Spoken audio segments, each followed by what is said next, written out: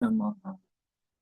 श्रीचैतन्यमनोभीष्टं स्थापितं येन भूतले स्वयं रूपकदा मह्यं ददाति स्वपदान्तिकम्। वन्देऽहं श्रीगुरुः श्रीयुतपदकमलं श्रीगुरून् वैष्णवांश्च श्रीरूपं साग्रजातं सहगणरघुनाथान्वितं तं सजीवम् साद्वैतं सावधूतं परिजनसहितं कृष्णचैतन्यदेवम् राधाकृष्णपादान् सह गणललिता श्रीविशाखान्वितांश्च हे कृष्ण करुणा सिंधु दीनबंधु जगत्पतये गोपेश गोपिका कांत राधा कांत नमोस्तुते।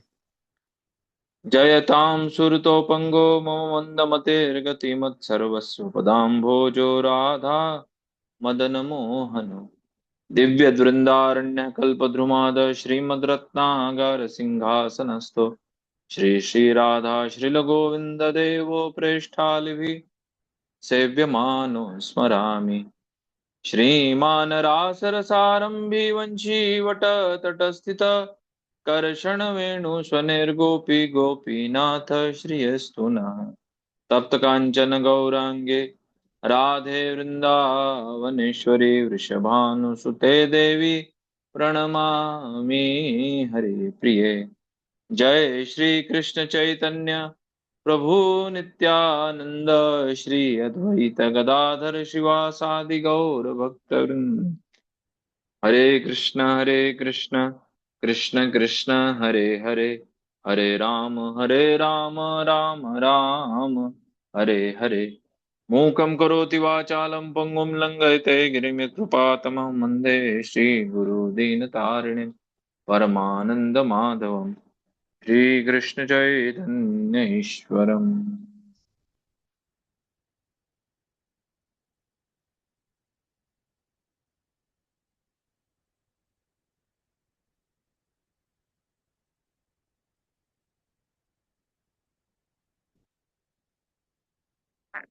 हरे कृष्णा। आप सभी का स्वागत है इस सायंकालीन सत्र में।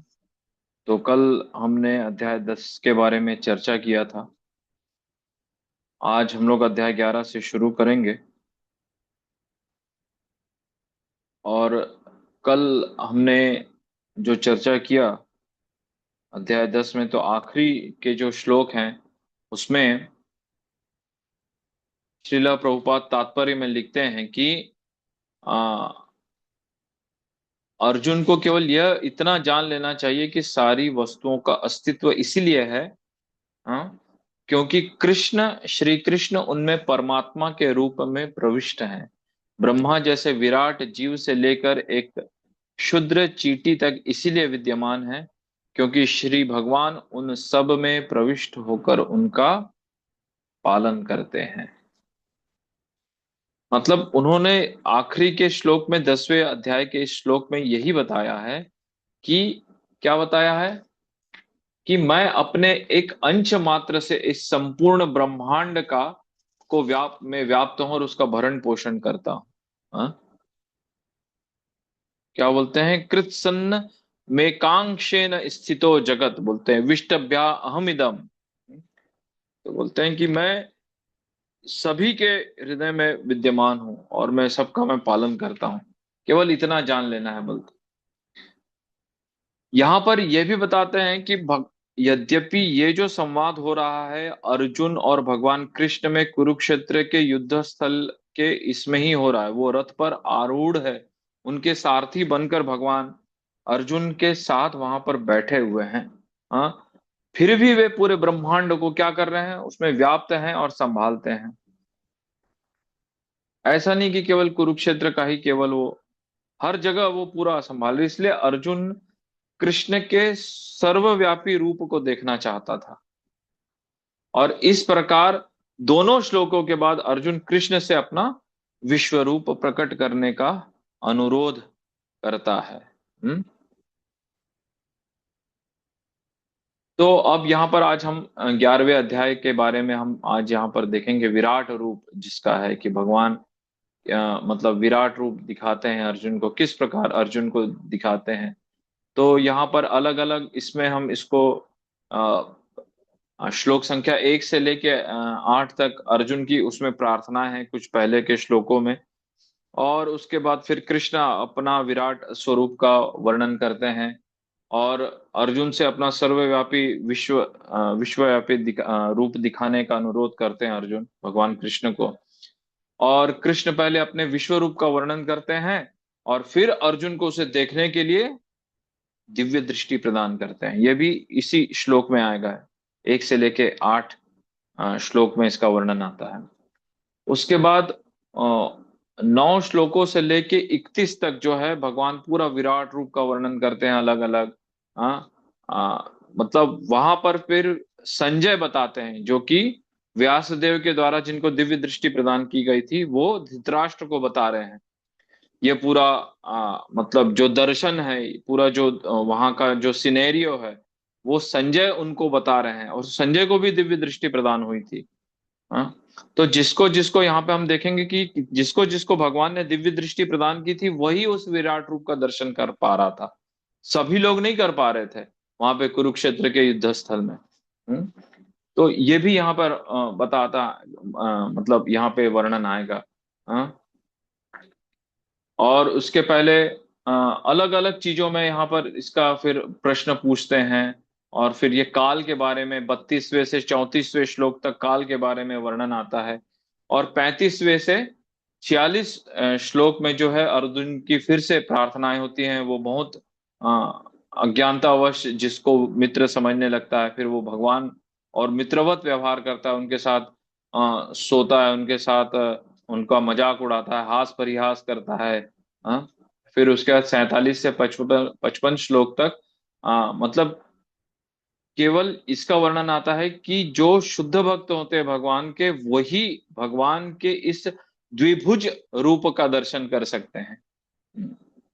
और शुद्ध भक्त यही चाहता है, शुद्ध भक्त विश्व रूप का या विराट रूप का दर्शन करना नहीं चाहता है। उसको कृष्ण ब्रजेंद्र नंदन श्याम सुंदर के रूप में ही वो देखना चाहता है जो शुद्ध भक्त रहता है भगवान को अपने। हम्म और अपना भगवान चतुर्भुज भी दिखाते हैं फिर द्विभुज भी दिखाते हैं। हाँ, ये यहाँ पर वर्णन आता है। तो ये अलग अलग जैसे खंड है तो इसका मैं जस्ट एक ब्रीफली आप लोग को डिस्क्रिप्शन दिया। तो हम लोग अलग अलग खंड में आज हम लोग अध्याय 1 से लेके अध्याय बोल रहा हूँ श्लोक 1 से लेके हम श्लोक संख्या 34 तक आज हम लोग पढ़ने का प्रयास करेंगे क्योंकि इसमें टोटल 55 श्लोक हैं इसमें। तो पहले के 3 खंड आज हम देखेंगे, बाकी के जो 2 खंड हैं वो उसको कल देखने का प्रयास करेंगे। तो यहाँ पर जो अध्याय 11वां है विराट रूप में, इसमें पहला श्लोक आता है। अर्जुन उवाच मदनुग्रहाय परमं गुह्यम् अध्यात्म संगितम् यत्त्वयोक्तं वचस्तेन मोहो अयं विगतो मम। अर्जुन ने कहा कि आपने जिन अत्यंत गुह्य आध्यात्मिक विषयों का मुझे उपदेश दिया है उसे सुनकर अब मेरा मोह दूर हो गया है। हम्म? तो जैसे कि हमने पिछले जैसे 10वें इसमें ही भगवान बोलते हैं कि मैं सबके इसमें परमात्मा के रूप में प्रविष्ट हूँ। एक चींटी से लेके विराट जीव से लेके एक क्षुद्र चींटी तक, हाँ, सब में मैं इसलिए विद्यमान हूँ क्योंकि श्री भगवान उन सब में प्रविष्ट होकर उनका पालन करते हैं। तो यहाँ पर यही बताया गया है कि महाविष्णु के कारण स्वरूप इस भौतिक ब्रह्मांड का उद्भव होता है। श्री कृष्ण अवतार नहीं है, वे समस्त अवतारों के उद्गम है, यहाँ पर यही बताया गया है। तो यहाँ पे एक अध्याय 11वें में पहले श्लोक से लेके चौथे श्लोक तक ये अर्जुन की प्रार्थनाएं आती हैं। केवल अर्जुन प्रार्थना करता है विभिन्न विभिन्न रूपों में कि अब मेरा मोह दूर हो गया है भगवान। हाँ, अब हे कमल नयन उनको बोलता है। हाँ, बोलता है कि कमल पत्राक्ष बोलता है उनको, भगवान का एक नाम है कमल पत्राक्ष। हाँ, कमल पत्राक्ष का मतलब होता है कि जिनकी आंखें मतलब कमल के समान है जिनकी आंखें। तो उनसे अर्जुन प्रार्थना करता है कि प्रत्येक जीव की उत्पत्ति तथा लय के विषय में विस्तार से सुना है, आपकी अक्षय महिमा का अनुभव भी किया है। तो यहाँ पर ये बताते हैं कि आ, अर्जुन जो है पहले श्लोक में कृष्ण की कृपा को स्वीकार करते हैं कि कृष्ण ने जो भी कुछ किया है, कहा है, उसे सुनकर अर्जुन का मुंह दूर हो गया है। परम गुह्य ज्ञान सुनने का प्रभाव, मतलब कि सारा ज्ञान उसका, उसको क्या होता है, सारा मोह दूर हो जाता है। और कृष्ण की कृपा शक्ति, अर्जुन कृष्ण की उस कृपा को पहचानते हैं जिससे मोह नष्ट हो जाता है। यहाँ पर यह वर्णन आता है। तो कौन सा मोह दूर होता है, बोलते हैं कि कृष्ण एक साधारण मित्र या मानव है, ये वाला मोह दूर होता है। ये एक साधारण वो नहीं है। मनुष्य को जानना चाहिए कि कृष्ण ही सब कुछ के स्रोत हैं और परमात्मा के रूप में हर किसी के हृदय में स्थित है। यहाँ पर बार बार यहाँ पर यह कहा गया है कि परमात्मा के रूप में भगवान सभी के हृदय में विराजमान है। हाँ। और भगवान, ये इस अध्याय में हम देखेंगे कि कृष्ण को सभी कारणों के कारण के रूप में ये प्रकट करता है। जितना भी विराट रूप है, हम सब जो देखेंगे, भौतिक प्रकृति का कारण देखेंगे, सभी जीवों का कारण देखेंगे, सभी देवताओं के कारण है, यहाँ तक कि महाविष्णु और सारे अवतारों का कारण है यहाँ पर भगवान कृष्ण। तो ये यहाँ पर वर्णन आता है। तो अ, और आगे के श्लोक में यहाँ पर यह भी वर्णन आता है कि आप देखेंगे, श्लोक जो तीसरा श्लोक है उसमें यह वर्णन आता है कि अर्जुन क्यों भगवान से प्रार्थना करते हैं अपना विराट रूप दिखाने की। तो हम दूसरे श्लोक की तरफ चलते हैं कि जो कमल नयन भगवान को बोलते हैं, कमल पत्राक्ष बोलते हैं कि मैंने आपकी इसका अक्षय महिमा का मैंने अनुभव किया है यहाँ पर। कि अर्जुन अपने इस समझ को यहाँ पर ये बताते हैं अर्जुन कि कृष्ण ही परमेश्वर है। हाँ, कृष्ण ही भगवान है। हाँ, कृष्ण को पुंडरीकाक्ष भी कहते हैं, कमल नयन भी कहते हैं कि कृष्ण कि वे समस्त सृष्टि के उत्पत्ति, पालन और विनाश के स्रोत हैं। जैसे कि भगवत गीता के 7वें अध्याय में वर्णन आता है। क्या वर्णन आता है? 7वें अध्याय का आप देखेंगे, 6वां और 7वां श्लोक। इसमें यह वर्णन आता है, क्या आता है कि एतद्योनिनि भूतानि सर्वाणीत्युपधारय अहं कृत्सन्नस्य जगतः प्रभव प्रलयस्तथा मत्तः परतरं नान्यत् किंचित् अस्ति धनंजय मयि सर्वमिदं प्रोक्तम सूत्रे मणिगणा इव। तो बोलते हैं कि क्या बोलते हैं यहाँ पर? ये बार बार यहाँ पर भगवान भगवत गीता में बताते हैं कि कृष्ण क्या आश्वस्त करते हैं कि सारी उत्पत्ति का कारण वही है। कौन है वही? मतलब कौन है? कृष्ण है। क्या बोलते हैं कि सारे प्राणियों का उद्गम इन दोनों शक्तियों में है। इस जगत में जो कुछ भी भौतिक और आध्यात्मिक है, उसकी उत्पत्ति तथा प्रलय मुझे ही जानो। ये भगवत गीता के 7वें अध्याय में हमने पढ़ा है।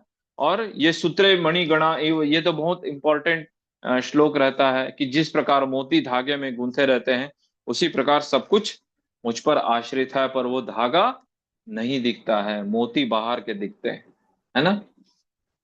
और उसके बाद फिर भी क्या बोलते हैं कि वो ये अचिंत्य है। हाँ, अचिंत्य है मतलब ये क्या बोलते हैं कि भगवान फिर भी इन सब चीजों से निर्लिप्त हैं। हाँ, अध्याय 9 के 4 और 5वें श्लोक में इसका वर्णन आता है। क्या होता है कि बोलते हैं कि मया तद्मिदम सर्वम जगत व्यक्त मूर्तिना मतस्थानि सर्वभूतानि च चाहम तेष्व अवस्थित। यह संपूर्ण जगत मेरे अव्यक्त रूप द्वारा व्याप्त है, समस्त जीव मुझ में है किंतु मैं उनमें नहीं हूं। हर चीज उसके इसमें है, पर फिर भी भगवान इन चीजों से क्या है? निर्लिप्त है। हाँ, न च मतस्थानि भूतानि पश्य में योगेश्वरम भूत भृत च भूतस्थो महा ममात्मा भूत भावना। तथा मेरे द्वारा सारी वस्तुएं मुझ में स्थित नहीं रहती हैं। जरा मेरे योग ऐश्वर्य को देखो। यद्यपि मैं समस्त जीवों का पालक भरता हूं और समस्त सर्वत्र व्याप्त हूं, लेकिन मैं इस विराट अभिव्यक्ति का अंश नहीं हूं, क्योंकि मैं सृष्टि का कारण स्वरूप हूं। यहाँ पर भगवान क्लियरली इन सब चीजों को बार बार यहाँ पर भगवान बताते जा रहे हैं। हाँ, तो देखिए कितना अच्छा श्रीला प्रभुपाद ने तात्पर्य में और हर चीज यहाँ पर क्लियरली चीजों को मेंशन किया है। तो यहाँ पर तीसरे श्लोक में बोलते हैं कि हे पुरुषोत्तम, हे परमेश्वर, यद्यपि आपको मैं अपने समक्ष आपके द्वारा वर्णित आपके वास्तविक रूप में देख रहा हूं, किंतु मैं यह देखने का इच्छुक हूं कि आप इस दृश्य जगत में किस प्रकार प्रविष्ट हुए। मैं आपके उसी रूप का दर्शन करना चाहता हूं। तो यहाँ पर शिला प्रभुपाद बताते हैं कि जहां तक कृष्ण का संबंध, अर्जुन का संबंध है, वह भगवान कृष्ण के कथनों से, उनके वचनों से प्रोत्साहित होता है। बहुत उत्साही है वो। हाँ। और अर्जुन ये भी देखते हैं वहां पर क्या है कि अर्जुन ने सुना कि रथ पर उनके सामने जो खड़े कृष्ण हैं, वो पूरे ब्रह्मांड को सहारा दे रहे हैं, है ना, और उसमें व्याप्त भी हैं, और वहां पर रथ भी चला रहे हैं। ये भगवान की दिव्यता है। और इस प्रकार अर्जुन उस रूप को देखने की इच्छा व्यक्त करते हैं कि जैसे 10वें अध्याय के 42वें श्लोक में हम वर्णन आता है इसका, कि भगवान उसको भी बताते हैं। और अर्जुन अपना विश्व रूप दिखाने की प्रार्थना कर रहे हैं यहाँ पर। तो इसके अलग अलग पॉइंट बताए गए हैं यहाँ पर शिला प्रभुपाद। हाँ। तो पहला पॉइंट बताते हैं कि सभी के लिए कृष्ण की दिव्यता स्थापित करने के लिए, कि भगवान किस प्रकार से इतने दिव्य हैं। हाँ। भगवान कैसे हैं। तो इस चीज को स्थापित करने के लिए ये बताया गया है। अर्जुन प्रार्थना करते हैं। दूसरा आता है कि दूसरों को आश्वस्त आश्वस्त करने के लिए। और जो जन सामान्य लोग हैं, हालांकि उनकी कोई, अर्जुन की कोई व्यक्तिगत इच्छा नहीं रहती है कि वे कृष्ण, वो तो उत्साहित हैं ही उनके वचनों से, पर वे व्यक्तिगत रूप में उन्हें देखकर पूरी तरह से संतुष्ट हैं, उनके सामने ही खड़े हैं ना। तो कम से कम ये नहीं सोचना चाहिए कि भगवान ने केवल उनको भगवत गीता बताई, इवन वो वहां पर सामने खड़े होकर भी उनको विराट रूप का दर्शन भी दिखा रहे हैं। तो कोई मूर्ख व्यक्ति ही ऐसा कर सकता है कि भगवान कृष्ण भगवान नहीं है। तो ये जो नास्तिकवाद है, ये जो मायावाद है, इसका भगवान यहीं पे खंडन कर देते हैं। कोई ये नहीं बोल सकता है कि अरे कहाँ भगवान, ये सब काल्पनिक चीजें हैं। तो इसलिए कल भी हम डिस्कस कर रहे थे कि भगवान ही हमको इन सब चीजों को बता सकते हैं। और परमात्मा के रूप में यदि हम उनकी आवाज नहीं सुनते हैं, तो वो क्या आता है, गुरु के रूप में आके हमको इन सब चीजों को बताते हैं। तो भगवान कितने दयालु हैं देखिए। सबसे पहले तो वो पूरा भगवत गीता हमको दिए सुनने के लिए। हमको वो भी सुनना पसंद नहीं। हम जब इस धराधाम पर आए तो भगवान परमात्मा रूप में भी साथ में है हमारे, अभी भी है, सभी के साथ में है। हम वो भी आवाज नहीं सुनना चाहते क्योंकि बहुत बहुत धीरे बोलते हैं परमात्मा, है ना। चलिए ठीक है। फिर भगवान बोलते हैं कि अच्छा तुम मेरे पास आना चाहते हो। भगवान फिर से अरेंजमेंट करते हैं कि किसी सदगुरु के रूप में हमको मिला देते हैं। तो इसीलिए वो जो श्लोक आया है कि ब्रह्मांड भ्रमित है कोनो भाग्यवान जीव, कौनो भाग्यवान जीव कहा गया है उसको। तो हम लोग जो यहाँ पर भक्ति मार्ग में जुड़ने का प्रयास कर रहे हैं, या जो भक्ति करने का प्रयास कर रहे हैं, ये हमारे पूर्व संचित फल तो है ही, पर उससे भी कहीं ज्यादा शुद्ध भक्तों की कृपा है, कृष्ण की कृपा है हमारे ऊपर। और वो भी कैसी, अहेतु की। उसमें कोई कारण नहीं है, बस केवल कर दिया भगवान ने कृपा। हाँ, हमको पात्रता भी प्रदान की, और ऊपर से जो पात्र है उसको भी ऐसा बनाया कि उस पात्रता को हम संचित कर सके। तो ये भगवान की और वैष्णव की और उनके ही आ, आ, शुद्ध भक्तों की कृपा है हमारे ऊपर, कि ताकि हम इस भक्ति मार्ग से जुड़ सके। और यहाँ पर भगवान को पुरुषोत्तम कहकर संबोधित करते हैं। इसका मतलब होता है कि भगवान परमेश्वर के रूप में अर्जुन के हृदय को जानते हैं, ना कि उन्हें देखने की कोई व्यक्तिगत उनकी इच्छा नहीं है। हाँ।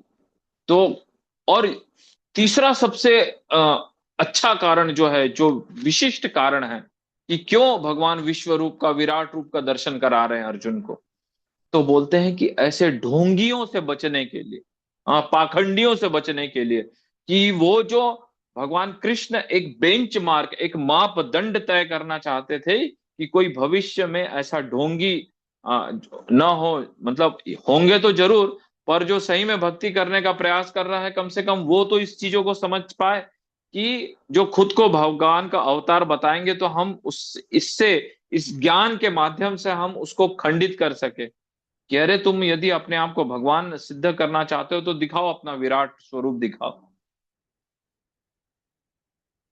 तो ये एक मापदंड तय करने के लिए तीसरा कारण है, भगवान हाँ अर्जुन को विराट स्वरूप दिखाते हैं। और उसके बाद चौथा है, अर्जुन एक जिम्मेदार व्यक्तित्व है। हाँ हमको, क्योंकि जो परंपरा है वो अर्जुन से ही शुरू हो रही है, एक्चुअली देखा जाए तो। हम्म मतलब वो जो पहले की भी परंपरा वो तो है ही, पर बीच में वो छिन्न भिन्न हो गई थी, इसलिए भगवान ने फिर से अर्जुन को चुना अपना ये उपदेश देने के लिए, और ये फिर से इस परंपरा को पुनर्स्थापित करने के लिए। तो कृष्ण के कथन की पुष्टि करना चाहते हैं अर्जुन, ताकि भविष्य में लोग समझ सके, न केवल सैद्धांतिक रूप में या दार्शनिक रूप में, जब बल्कि भगवान वास्तविक रूप में अर्जुन के समक्ष खड़े हुए हैं।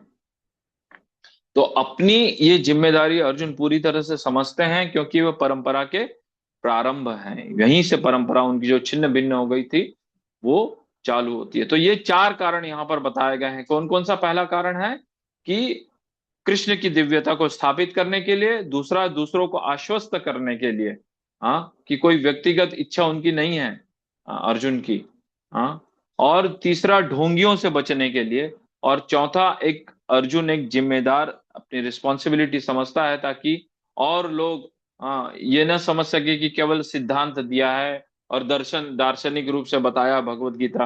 अर्जुन वहां पर वास्तव में अर्जुन देख रहे हैं भगवान कृष्ण को वहां पर। हाँ तो ये चीज इसलिए यहाँ पर स्थापना किया गया है, इस चीज को, इस बेंचमार्क को, इस मापदंड को समझाने के लिए।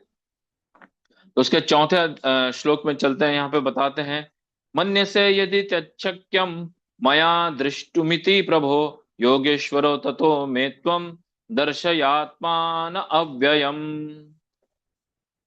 अर्जुन बताते हैं कि योगेश्वर, यदि आप सोचते हैं कि मैं आपके विश्व रूप को देखने में समर्थ हो सकता हूं, तो कृपा करके मुझे अपना असीम विश्व रूप दिखाइए।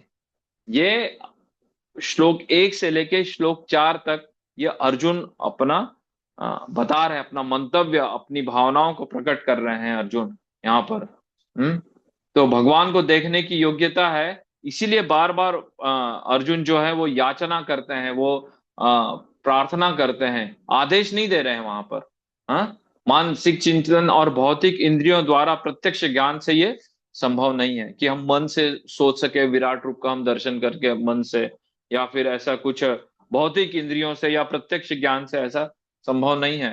क्योंकि जीव जो है वो एकदम आध्यात्मिक स्फुल्लिंग है, मतलब अंश में है।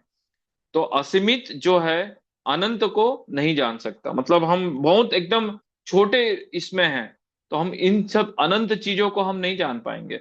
इसलिए अर्जुन एक जीव के रूप में अपनी सीमाओं को स्वीकार करता है, हाँ, और कृष्ण की अमूल्य स्थिति को मानता है। और योगेश्वर क्यों कहा जाता है? कि उनकी अचिंत्य शक्तियों को दर्शाने के लिए, जिसके द्वारा खुद को सीमित जीव के सामने वो प्रकट कर सके। कि जिस प्रकार कृष्ण खुद को प्रकट करने के लिए तब तक बाध्य नहीं होते हैं जब तक कि कोई कृष्ण भावनामृत में पूरी तरह से आत्मसमर्पण नहीं कर देता है, और प्रेम रूपी दिव्य प्रेममयी सेवा में नहीं लग जाता है, तब तक भगवान उसको अपने उसके समक्ष भगवान प्रकट नहीं करते अपने आप को, कोई बाध्यता नहीं है ऐसा। तो यहाँ पर यह भी बताया जाता है कि ये जो योगेश्वर है ना, भगवान की समस्त जितने भी मतलब मिस्टिक पावर्स है, मतलब रहस्यमयी शक्तियों के स्वामी है भगवान, कभी भी कुछ भी कर सकते हैं भगवान, कुछ भी, मतलब कुछ भी कर सकते हैं। हम हमारी परिकल्पना के बाहर है कुछ कुछ चीजें। हाँ तो भगवान ऐसे हैं, इसीलिए उनको योगेश्वर कहा गया है। कि यहाँ पे अर्जुन को इसीलिए ये बताते हैं कि यहाँ पे यही बताते हैं कि कृष्ण अपनी रहस्यमय शक्ति से उन्हें अपना विश्व रूप दिखाने में सक्षम बना सकते हैं। विश्व रूप देखेंगे कैसे? तो ये आगे के श्लोकों पे हमको हमको पता चलेगा कि भगवान ही उनको दिव्य चक्षु प्रदान करते हैं। और प्रभु शब्द का अर्थ यह होता है कि जो विश्व रूप दिखाने की क्षमता, शक्ति और जिसमें सामर्थ्य हो, उसी को प्रभु कहते हैं हम। हम्म? तो यहाँ पर श्लोक संख्या 5 से श्लोक संख्या 8 तक अब भगवान यहाँ पर बताते हैं, और अर्जुन को उन ऐश्वर्यों को दिखाने का प्रस्ताव देकर उत्तर देते हैं कि जिन्होंने, जो हम पिछले 10वें अध्याय में जिसका वर्णन देखे थे हम। तो यहाँ पर भगवान बताते हैं कि मेरे ऐश्वर्यों को देखो, सैकड़ों और हजारों विविध दिव्य और बहुरंगी रूपों को देखो, यहाँ पर भगवान बता रहे हैं। विश्व रूप दिव्य है, लेकिन ये अस्थाई है बोलता है। क्यों है? क्योंकि ये भौतिक प्रकृति के अस्थाई काल समय के अधीन है। हाँ, तो यह जैसे भौतिक प्रकृति प्रकट होती है और अप्रकट होती है, वैसे ही ये विश्व रूप है। ये ऐसा विश्व रूप नहीं है कि जो हमेशा वैकुंठ में जैसा रहता है वैसा ये विश्व रूप नहीं है। ये अप्रकट हो जाता है, फिर ये आध्यात्मिक आकाश में शाश्वत रूप में हमेशा नहीं रहता है जैसे वैकुंठ में रहता है। हाँ, और साधारण मनुष्य इसको नहीं देख सकता है। इसे भगवान कृष्ण यदि दिव्य शक्ति प्रदान करेंगे तभी, मतलब भगवान यदि शक्ति दिए होंगे तभी हम इस रूप को देख पाएंगे, अन्यथा नहीं देख सकते हैं। हम्म। तो इसमें अलग अलग रूप यहाँ पर बताते हैं कि आदित्य हुए, वसु, रुद्र, अश्विनी कुमार, ये सभी देवताओं के विभिन्न रूप इसमें प्रकट हुए। हाँ, इससे और श्लोक संख्या 6वें में भी बताते हैं कि इसके पहले न ये किसी विश्व रूप को, विराट रूप को किसी ने देखा है और न ही सुना है। यहाँ पर यही बता रहे हैं। और एक ही स्थान पर बैठ करके, 7वें श्लोक में ये वर्णन आता है कि भगवान एक ही स्थान पर बैठ के पूरे ब्रह्मांड को, चर और अचर सबको वो देख सकते हैं। कौन? अर्जुन ऐसी व्यवस्था करते हैं। हाँ,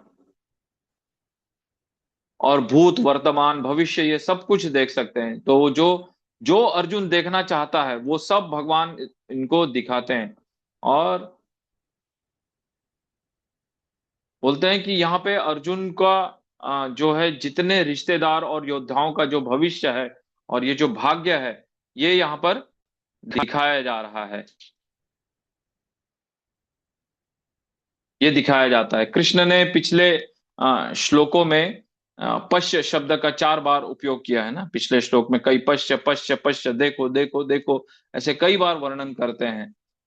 इस बात पर भी वो जोर देते हैं कि अर्जुन विश्व रूप को देखे, देखना चाहिए, वो कभी उसने कभी देखा नहीं है। ये विश्व रूप दुर्योधन को भी दिखाया गया था, थोड़ा सा अंश, एक अंश दिखाया गया था कुरुक्षेत्र के युद्ध को टालने के प्रयास में। हाँ, महाराज युधिष्ठिर ने उनको बताया था ये सब चीजों के बारे में। पर दुर्योधन चूंकि भक्त नहीं था, वो इन सब चीजों को नहीं समझ पाया। हम्म, नहीं समझ पाया।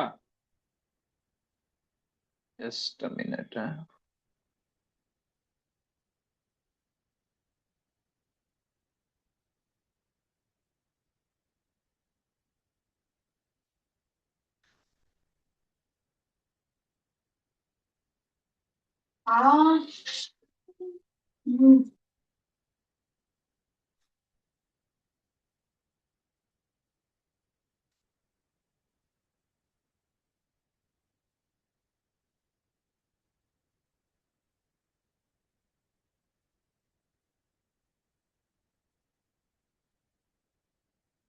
दुर्योधन को भी, जैसे अब यहाँ पे थोड़ा सा पावर कट का इशू चल रहा है थोड़ा सा।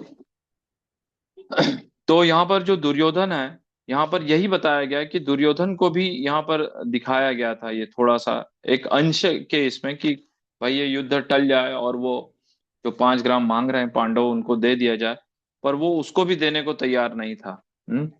और युधिष्ठिर महाराज ने तो भेजा भी था दूत के रूप में भगवान कृष्ण को, तब भी वो और दुर्योधन और कर्ण का जो रिस्पांस था वहां पर, वो बहुत ही मतलब मूर्खतापूर्ण व्यवहार किया था उन्होंने वहां पर। हाँ, और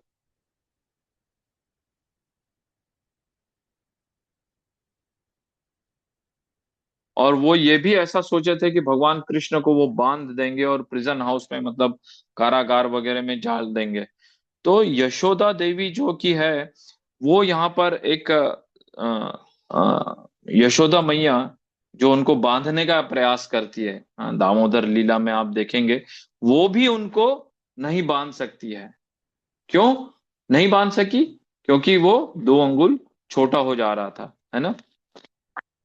तो ये जो एनवियस, ये जो ईर्ष्यालु दुर्योधन है, या फिर ये जो कर्ण है, ये बिना भक्ति के कहाँ से भगवान कृष्ण को बांध सकते हैं, जब यशोदा माई भी इनको नहीं बांध सकी।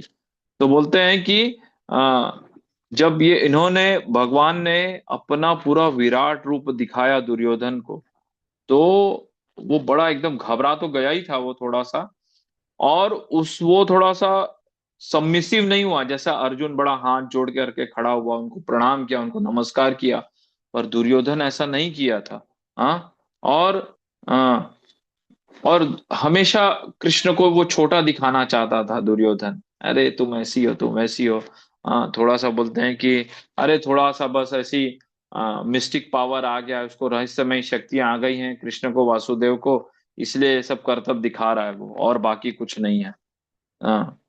तो बोलते हैं यहाँ पर शास्त्र बताते हैं कि आचार्य यहाँ पर बताते हैं कि ये जो दुर्योधन को जो विराट रूप जो दिखाया गया था, वो सेम अर्जुन को दिखाया गया था वैसा नहीं था। अर्जुन को अलग विराट रूप दिखाया गया था, दुर्योधन को केवल अंश रूप में उसको दिखाया गया था, थोड़ा सा उसको समझाने के लिए। पर वो भी इतना अ, मतलब मूर्ख निकला दुर्योधन, कि वो उसको भी नहीं समझ पाया यहाँ पर। हम्म। तो यहाँ पर यही चीज बता रहे हैं कि भगवान कृष्ण के बारे में, भगवान अपने ऐश्वर्यों के बारे में बताते हैं कि किस प्रकार अलग अलग डिस्क्रिप्शन यहाँ पर बताते हैं कि 5वें श्लोक से लेके पूरे 8वें श्लोक तक यहाँ पर पूरा वर्णन आता है कि किस प्रकार अलग अलग रूप में यहाँ पर भगवान वो आते हैं, अपना दिव्य दृष्टि दिखाते हैं, अपना दिव्य स्वरूप दिखाते हैं यहाँ पर। और यहाँ पर 7वें श्लोक में अर्जुन पूरे सभी का मतलब भूत भविष्य वर्तमान काल ये सब कुछ देखते हैं, किसका, अपने रिश्तेदारों, अपने सगे संबंधियों का, सबका, सबके बारे में वो देखते हैं। हाँ। तो यहाँ पर अर्जुन को भगवान यही बोलते हैं कि तुम केवल एक निमित्त मात्र बनो इस युद्ध को करने के लिए। हाँ। मैं इन सबको पहले ही मार चुका हूं, तुम केवल इसमें निमित्त बनो। यदि तुम नहीं भी बनोगे, प्रभुपाद तात्पर्य में, आगे के तात्पर्य में आएगा वर्णन, यदि अर्जुन नहीं भी युद्ध करता, तो भगवान इनका कुछ न कुछ दूसरे रूप में इसका विकल्प निकालते। विकल्प निकालते इन द सेंस कि इनको मरवाते या ये मारे जाते। हाँ। तो यहाँ पे, तो इन सब चीजों को समझने के लिए क्या है कि एक दिव्य दृष्टि चाहिए। तो यहाँ पर यही बताया गया है कि जो जो शुद्ध भक्त रहते हैं भगवान के, वो भगवान के इस विराट रूप को देखने की उनकी इच्छा नहीं रहती है। उनकी इच्छा केवल भगवान के द्विभुज रूप को देखने की ही रहती है। हाँ। इसलिए यहाँ पर यह बताया गया है कि अर्जुन को यहाँ बताया गया है कि अपने मन को मत परिवर्तन करो, या अपने मन से मत देखो, मैं तुमको आंखें प्रदान करूंगा, अपनी दिव्य दृष्टि मैं तुमको प्रदान करूंगा, तब तुम इस विराट रूप को देख पाओगे, यहाँ पर ये बताते हैं। हाँ। तो यहाँ पर ये वर्णन आता है कि आ,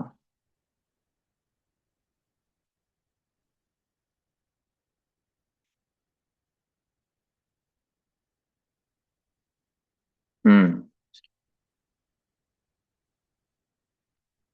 यहाँ पे दिव्यम शब्द का वर्णन आता है कि डिवाइन आइस, मतलब दिव्य शक्ति प्रदान करते हैं भगवान, दिव्य दृष्टि प्रदान करते हैं अर्जुन को, कि ताकि अर्जुन इस विराट रूप को देख सकते हैं। तो श्रीला प्रभुपाद आगे बताते हैं श्रीमद् भागवतम के द्वितीय स्कंद में इसका वर्णन आता है। क्या आता है, इत्थं सतां ब्रह्म सुखानुभूत्या दास्यं गतानां परदैवतेन मायाश्रितानां नरदारकेण साकं विजहं कृतपुण्यपुञ्जा। क्या बताते हैं यहाँ पे, कि वह परम पुरुष है। कौन, यह वह परम पुरुष है, भगवान कृष्ण के बारे में बताते हैं, कि जिसे ऋषि गण निर्विशेष ब्रह्म करके मानते हैं, भक्तगण श्री भगवान मानते हैं, और सामान्य जन प्रकृति से उत्पन्न हुआ मानते हैं। तो ये जो बालक है, कौन बालक है, जो गोप बालक है। हाँ। जिन्होंने अपने पूर्व जन्म में अनेक पुण्य किए हैं, अब उसी श्री भगवान के साथ खेल रहे हैं। कोई हास परिहास कर रहा है, कोई उनके साथ गिल्ली डंडा खेल रहा है, कोई उनके साथ उनके मुंह में मिट्टी दे दे रहा है, कोई उनके मुंह में माखन चुरा रहा है। मधुमंगल क्या करता है कि अपना ही खाया हुआ जो माखन मिश्री है अपना मुंह इतना फुला लेता है। भगवान अपनी दिव्य इससे मतलब दोनों हाथ को मधुमंगल के गाल पे ऐसे मारते हैं, और मधुमंगल का गाल ऐसा फुला रहता है। और जैसे ही भगवान मारते हैं तो पूरा जो छाछ और जो मक्खन वगैरह है वो सब भगवान के मुंह में ट्रांसफर हो जाता है। तो ऐसी जो दिव्य लीलाएं कर रहे हैं भगवान ये गोप बालकों के साथ, तो ये क्यों कर रहे हैं? क्यों? क्योंकि अपने पूर्व जन्म में उन्होंने पूर्व बहुत सारे पुण्य कर्म किए हैं। तो यहाँ पर ये कहा जाता है कि ये विशिष्ट दृष्टि भगवान किसको प्रदान करते हैं? अर्जुन को प्रदान करते हैं। तो अर्जुन न केवल सैद्धांतिक और दार्शनिक में, अर्जुन परंपरा पद्धति भी प्रारंभ करते हैं यहाँ पर। तो यहाँ पर ये चीज एक बता रहे हैं, विश्वनाथ चक्रवर्ती ठाकुर बताते हैं कि अ,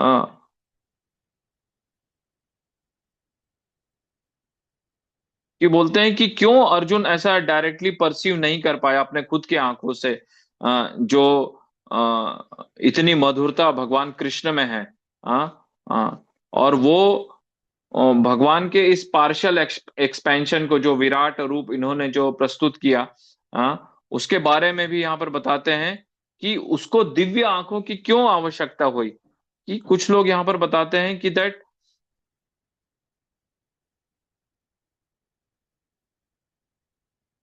बोलते हैं कि यदि भगवान का वो जो दिव्य रूप, भगवान अर्जुन जो है वो दो चक्षुओं से उनके दिव्य स्वरूप को वो देख रहे थे वहां पर, अलग अलग मधुर मधुर पास टाइम्स देख रहे थे भगवान के।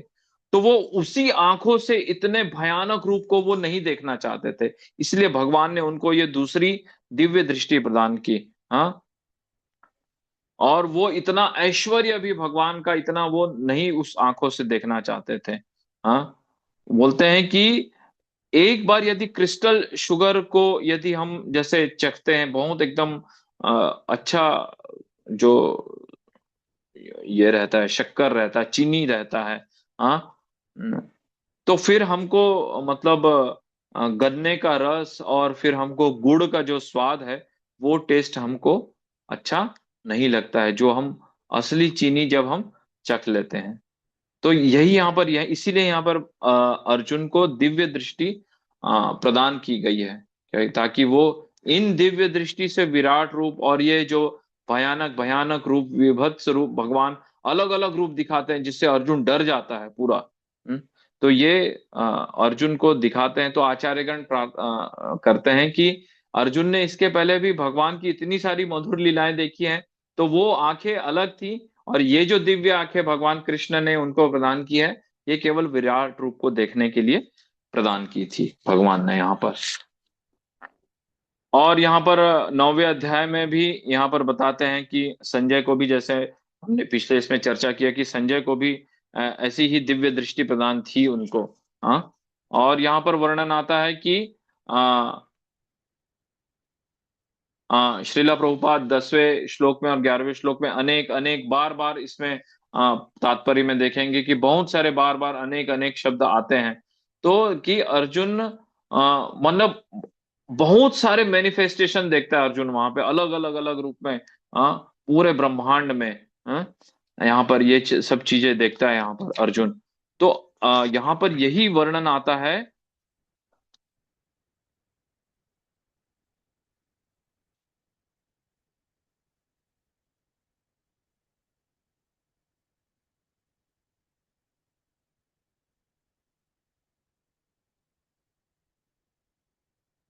तो संजय यहाँ पर अलग अलग फॉर्म के बारे में बताता है।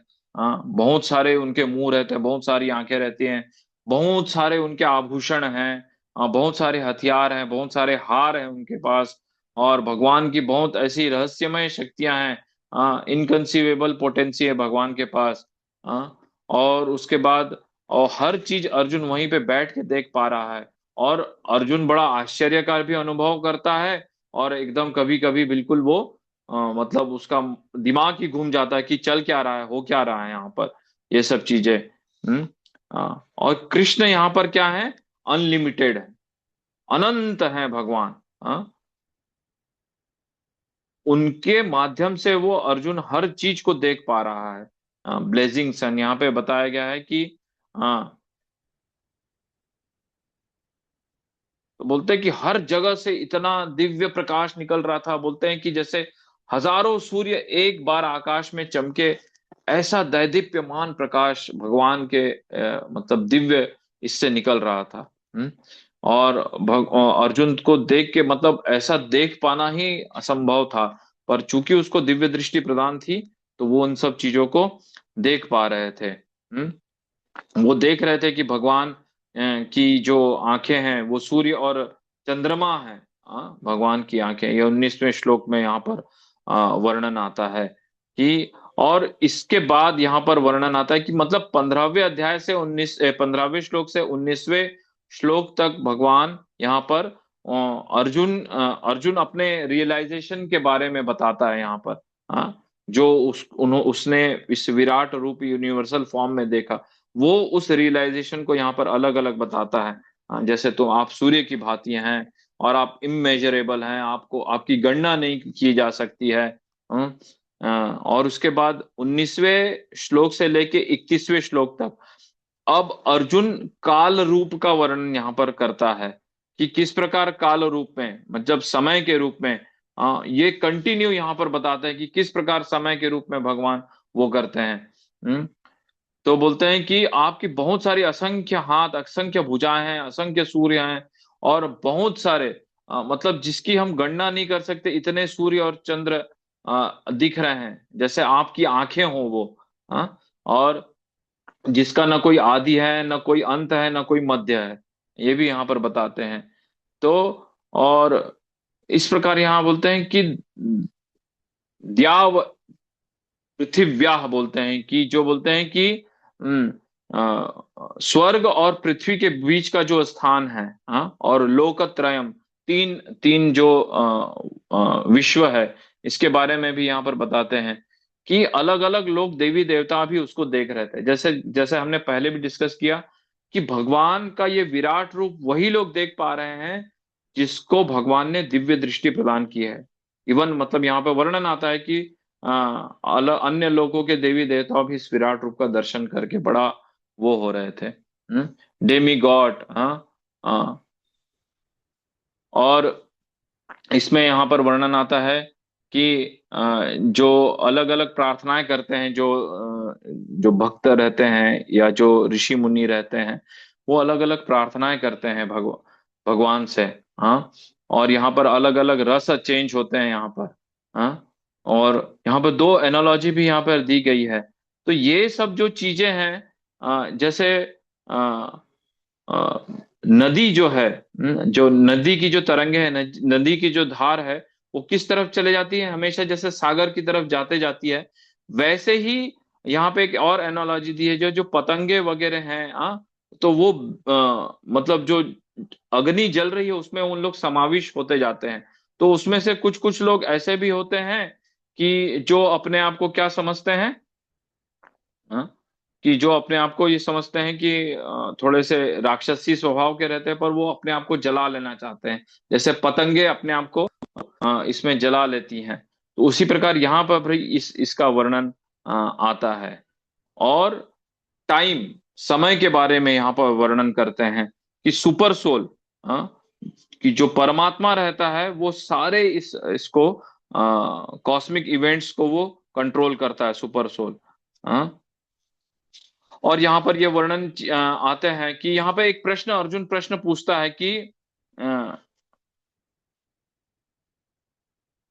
कि भले अर्जुन जो है वो भगवान कृष्ण का मित्र हैं, भगवान कृष्ण के सखा हैं, और भक्त हैं, शुद्ध भक्त हैं, तो भी इन सब चीजों को देख के वो इतने पजल हो जाते हैं, इतने वो हो जाते हैं, कि अलग अलग रूप भगवान के जब वो देखते हैं तो एकदम से वो एकदम अचंभित हो जाते हैं कि क्या चल रहा है ये सब यहाँ पर। हम्म तो यहाँ पर ये चीजों का वर्णन आता है कि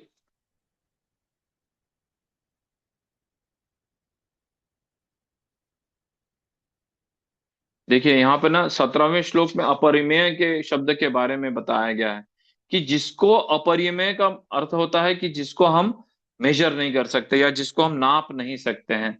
हाँ, इमेजरेबल मतलब अलग इतने सारे भगवान के रूपों को उसमें दिखाया गया। और यहाँ पर बलदेव विद्याभूषण बताते हैं कि जो हम अभी डिस्कस कर रहे थे कि जिस प्रकार नदी की जो धार है वो समुद्र की ओर प्रभावित होती है, और ये जो कीट पतंगे हैं वो अपने अग्नि में चले जाते हैं।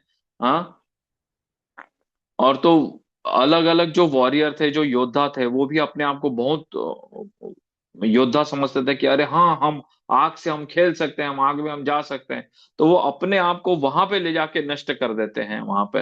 हाँ, जैसे जिस प्रकार नदी नेचुरली उसमें चले जाती है समुद्र में, और बहुत ज्यादा कोई एफर्ट नहीं लगाना पड़ता है नदी को, तो उसी प्रकार ये पतंगे भी कॉन्शियसली मतलब चेतन रूप में उसमें अग्नि में प्रवेश कर सकते हैं, करते हैं। और उसमें से जो योद्धा रहते हैं, बहुत सारे जो राक्षसी प्रवृत्ति के रहते हैं, वो भी जानबूझ करके अपने आप को वहां पर वो नष्ट करते हैं।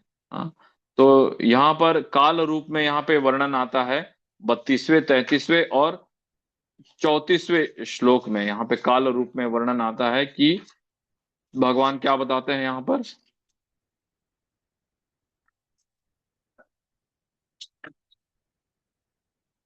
हम्म, मैं काल रूप में हूँ। हाँ, टाइम आई एम, मतलब ये जो काल रूप है मैं हूँ।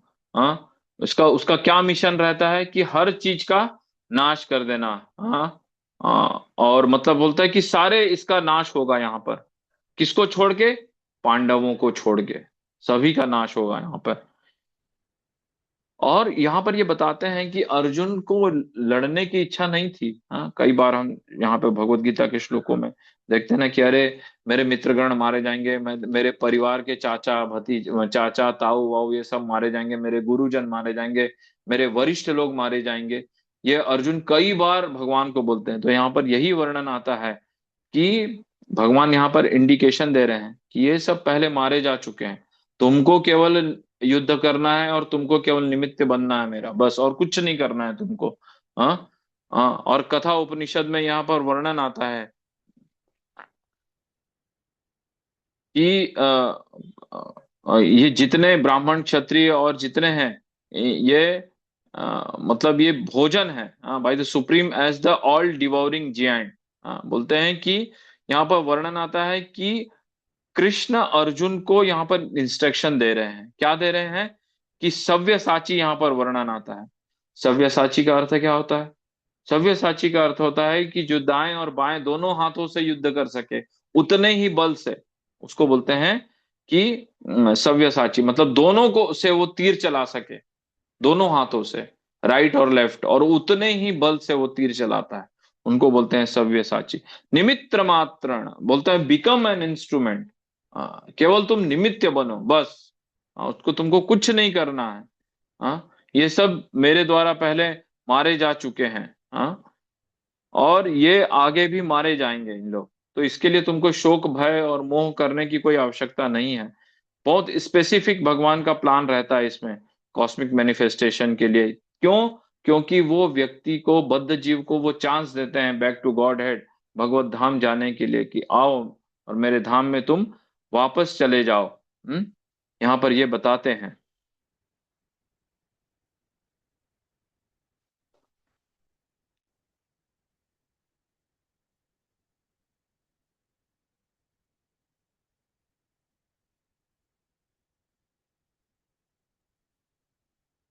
देखो यहाँ पर ये बताते हैं कि कालो अस्मि लोक क्षय कृत प्रवृद्धो लोकान समाहर तुमिह प्रवृत्त ऋते अपि त्वाम न भविष्यन्ति सर्वे ये अवस्थिता प्रत्निकेषु योधाः। बोलते हैं कि समस्त जगतों को विनष्ट करने वाला काल मैं हूँ, और मैं यहाँ समस्त लोगों का विनाश करने के लिए आया हूँ। तुम्हारे सिवा दोनों पक्षों के सारे योद्धा मारे जाएंगे। किसके तुम्हारे सिवा मतलब पांडवों को छोड़ करके सभी लोग मर जाएंगे। हाँ, कि यहाँ पे जितने ब्राह्मण क्षत्रिय और अन्य सभी परमेश्वर द्वारा काल कवलित हो जाते हैं, सर्वभक्षी काल के रूप में प्रस्तुत करते हैं भगवान कृष्ण अपने आप को। वो युद्ध नहीं करना चाहता था, हाँ अर्जुन, पर मृत्यु को नहीं रोका जा सकता। वो पहले से मृत थे ये सब लोग। हाँ, काल विनाश और परमेश्वर की इच्छा अनुसार सारे संसार को विनष्ट होना है, यही प्रकृति का नियम है। और यहाँ पर वही सव्यसाची के रूप में वर्णन आता है कि अर्जुन कैसे अत्यंत कौशल के साथ तीर छोड़ सकता है वो दोनों हाथों से। और यहाँ पर केवल कारण मात्र बनना है अर्जुन को, और कुछ नहीं करना है, क्योंकि भगवान की इच्छा के अनुसार ये संसार क्या है, पूरा गतिमान है। हाँ, यहाँ पर ये पूरा बताते हैं। और यहाँ पर देखिए वर्णन आता है कि द्रोणम च भीष्मम च जयद्रथम च कर्णम तथान्य नान्नपि चोद वीरान मया हंतास्तवतम जहि मां व्यथिष्ठा युद्धस्व तेजासी रणे सपत्रान। बोलते हैं कि द्रोण भीष्म जयद्रथ कर्ण तथा अन्य महान योद्धा पहले ही मेरे द्वारा मारे जा चुके हैं, अतः तुम उनका वध करो और तनिक भी विचलित ना हो। तुम केवल युद्ध करो, युद्ध में तुम अपने समस्त शत्रुओं को परास्त करो। हाँ? तो यहाँ पर यही बताया गया है। हाँ, सबको यहाँ पर परास्त करने के लिए यहाँ पर बता रहे हैं भगवान अर्जुन को कि तुम ज्यादा इसमें केवल निमित्त बनने का प्रयास करो, ज्यादा अपना दिमाग मत लगाओ। सव्यसाची के बारे में बताया गया है। और यहाँ पर देखिए,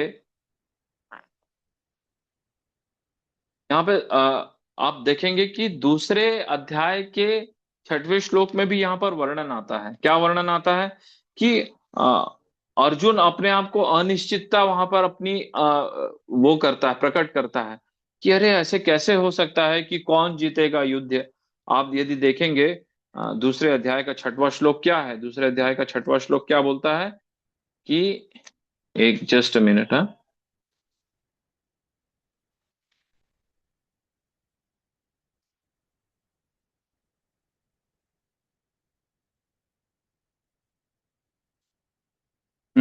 यहाँ पे ये बताता है, न चैत्व द्विद्मः कतरन्नो गरीयो यद्वा यजेयं यदि वा नु जयेयु जानेव हत्वा न जजीविषाम् अस्ते अवस्थिता प्रमुखे धार्तराष्ट्राः।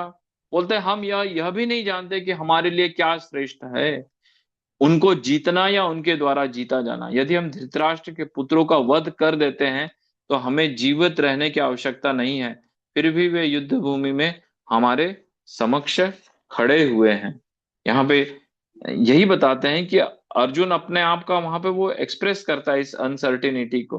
हाँ, कि अर्जुन को समझ में नहीं आता है कि क्या करे, युद्ध करे कि अनावश्यक रक्तपात करने का वो कारण बने।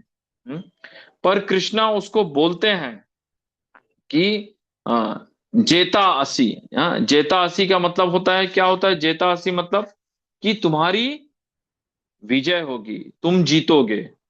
ये बताते हैं कि अर्जुन ही वहां पे विक्टोरियस होगा, अर्जुन ही वहां पर विजयी होगा। यहाँ पर उस श्लोक का वर्णन आता है। और कृष्ण ने जयद्रथ का भी नाम को यहाँ पर क्यों ऐड किया है, क्योंकि इस 26वें ही श्लोक में यहाँ पर वर्णन आता है ना, क्या है कि 26वें श्लोक में वर्णन आता है जयद्रथ के बारे में। तो यहाँ पर क्या बताते हैं कि अम, वो इतना मतलब इतना पावरफुल नहीं था, पर चूंकि उसको भगवान शिव के द्वारा आशीर्वाद प्राप्त था, है ना, कि तुम एक बार पांडवों को तुम एक बार रोक सकते हो, ऐसा उसको वरदान प्राप्त था शिव जी के द्वारा। और इसीलिए वो जयद्रथ के कारण ही, मतलब इनको पता था जयद्रथ को ये वरदान प्राप्त है, इसीलिए उन्होंने अभिमन्यु का ये जो चक्रव्यूह वाला जो ये पॉइंट था, उसमें अभिमन्यु को पता था चक्रव्यूह को कैसे भेदना है, पर वहां से निकलना उनको पता नहीं था। और यही जयद्रथ अर्जुन को इतना दूर ले गया, युद्ध भूमि से इतना दूर ले गया, इतना दूर ले गया कि अर्जुन चाह के भी अभिमन्यु की सहायता नहीं कर पाए, और अभिमन्यु क्या हुआ वहां पर इस चक्रव्यूह में मारा गया। तो यही कारण था, क्योंकि उसको भगवान शिव के द्वारा वरदान प्राप्त था कि वो पांडवों को युद्ध में एक बार मतलब रोकेगा वहां पर। और ये अर्जुन को पता था। तो वो जयद्रथ के बारे में बहुत सोचता भी था, पर कृष्ण ने केवल अश्योर किया था कि कृष्ण ने अश्योर किया था कि तुम युद्ध करो और तुमको इसमें विजय प्राप्त होगी यहाँ पर। तो यहाँ पर यही चीज यहाँ पर बता रहे हैं कि हम्म,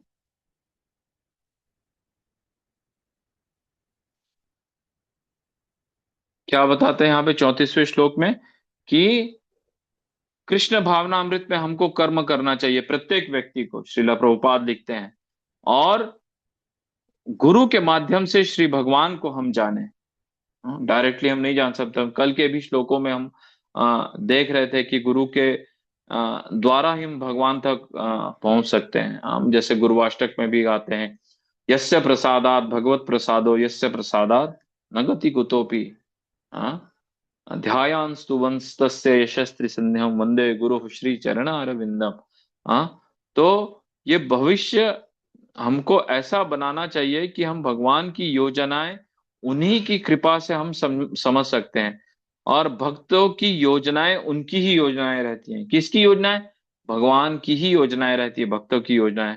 तो मनुष्य को क्या चाहिए, हम जैसे बद्ध जीवों को क्या चाहिए कि ऐसी योजनाओं का अनुसरण करें। जैसे अर्जुन के पद चिन्हों पर हम उनका अनुसरण अनुसरण करें, और पूर्ववर्ती आचार्यों का हम अनुसरण करें। अनुसरण करने का मतलब होता है कि जैसा उन्होंने बताया है, हाँ, वैसा हम करें। यदि हम उनकी नकल करेंगे, अनुकरण करेंगे, तो अनुकरण करने के लिए शास्त्र मना करता है। अनुसरण, जो शास्त्र में साधु गुरु साधु शास्त्र हमको जो बताते हैं, वो हमको करना चाहिए। और जीवन संघर्ष में हम अपने आप को विजयी प्राप्त हो। यहाँ पर यही बताया गया है कि जीतो जेता आसी जीतोगे। जेता आसी यहाँ पर बताया गया है इस श्लोक में, 34वें श्लोक में। तो आज तक हम इसको पहले से लेके 34वें इसमें हम यही देखते हैं। कल से हम 35वें श्लोक से हम इसका फोर्थ वाला जो पार्ट है, फोर्थ और फिफ्थ पार्ट है, 55 श्लोक है उसमें, कल उसको हम देखने का उसको प्रयास करेंगे। तो आप सभी का बहुत बहुत धन्यवाद।